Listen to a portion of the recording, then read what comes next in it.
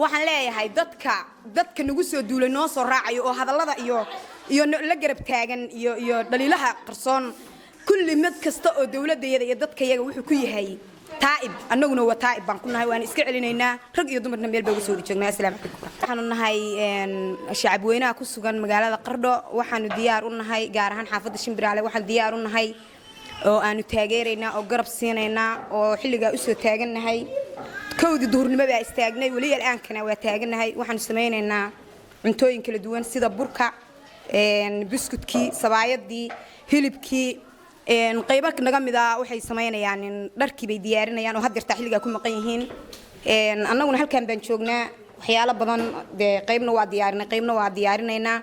وحن هيل يهول جربت حاجة هاي عيدا كيجا وحن دفاعنا عيدا كيجا ضل كيجا دولة ديدا inta ba garab baasiinayna diyaar baan u nahay inaanu cadawga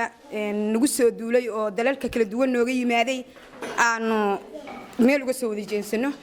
madaxweynaha iyaga waa ku taageeraynaa shacabka iyaga waa ku taageeraynaa ciidanka iyaga waa ku taageeraynaa waxa maqlaay oo kaleeto nin la yiraahdo Idris Bebe oo wuxuu ku hayaa $30 baa la siiyay adeer 30 wax bixinaya waa sarkaalada yada madaxweynaha iyaguna ka badan buu bixinayaa ma fahantay waxaan leeyahay dadka nagu soo duulay noo soo raacayo oo hadallada iyo la garab taagan iyo dhaliilaha qarsoon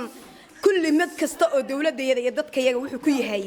taa'ib annaguna waa taa'ib baan ku nahay waan iska celinaynaa rag iyo dumarna meel baa uga soo joognaa assalaamu calaykum